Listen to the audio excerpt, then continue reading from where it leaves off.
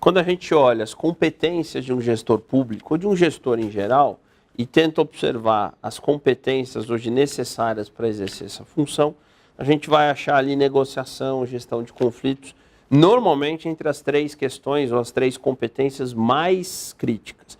A gente percebe isso com os headhunters, com os RHs das empresas privadas, e isso nas públicas não é diferente.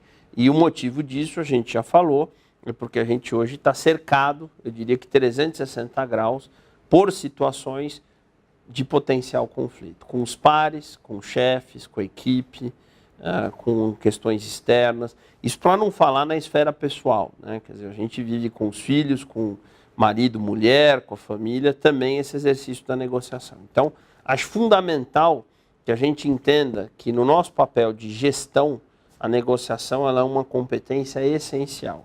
E como competência essencial, ela tem técnicas que a gente vai descrever a seguir.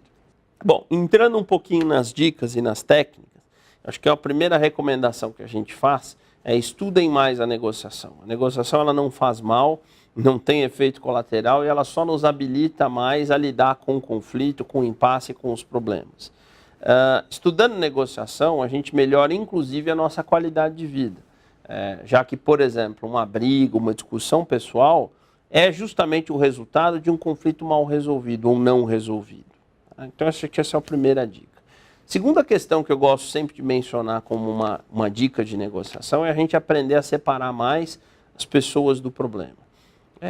Eu já mencionei que os americanos sabem fazer isso, e isso faz com que eles negociem de uma forma mais solta.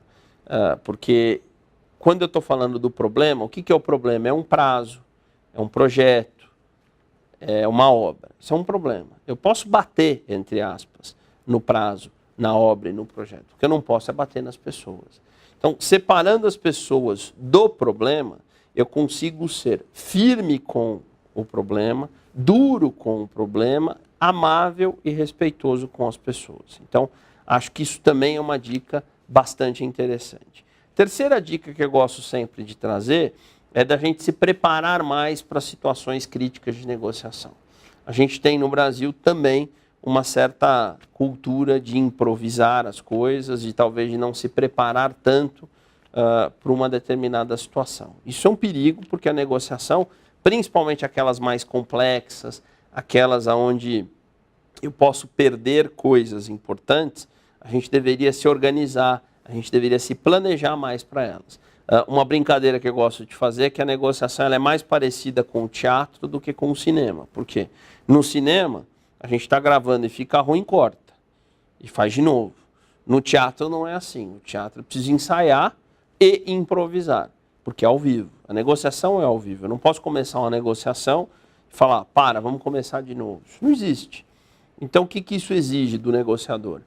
Um certo ensaio, uma certa preparação e também o improviso. E a gente costuma dizer que de improvisação a gente vai bem. Então, se a gente sabe improvisar, coisa que talvez o alemão, o americano não saiba, resta para a gente melhorar a nossa capacidade de planejamento.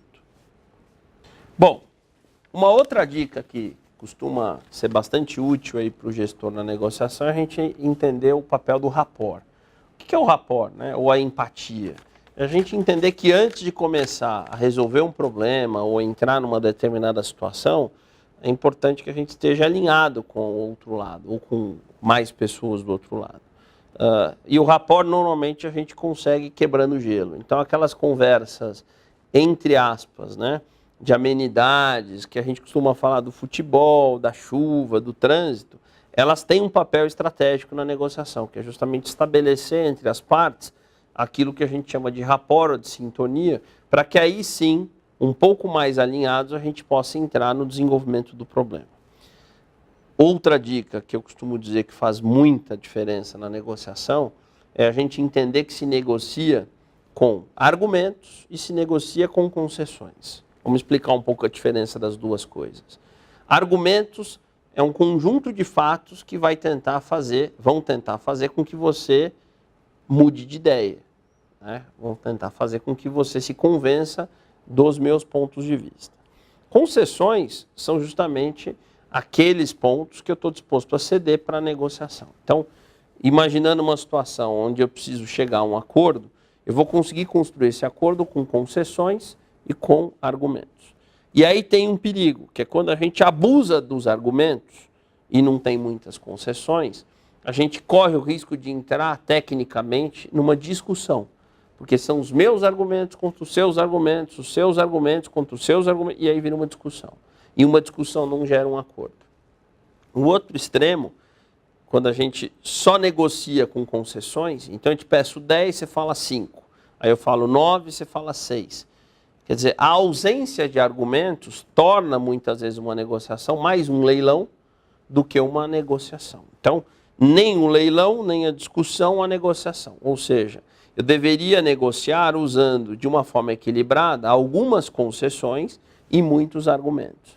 Os argumentos, eles de uma certa forma sustentam as minhas concessões.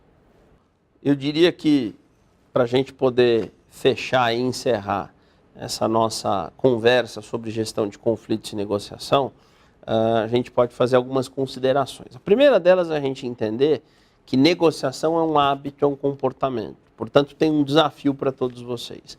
A gente trouxe uma série de informações, uma série de dicas, uma série de conceitos que estão, neste momento, no nível do conhecimento. Ou seja, eu sei o que eu deveria fazer. Isso não garante que a gente esteja fazendo. Ou seja, a negociação, ela é um comportamento e não um conhecimento. E como é que a gente conecta uma coisa com a outra?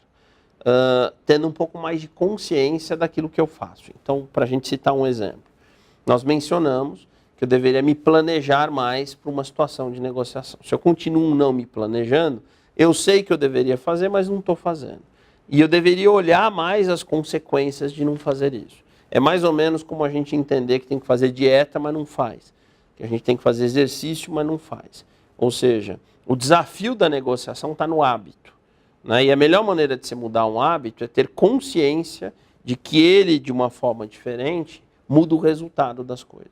Então, eu acho que tem um desafio que é pegar esse conjunto de informações, esse conteúdo, essas dicas, e tentar levar ela para a prática, tentar levar ela para o hábito, tentar levar ela para o comportamento.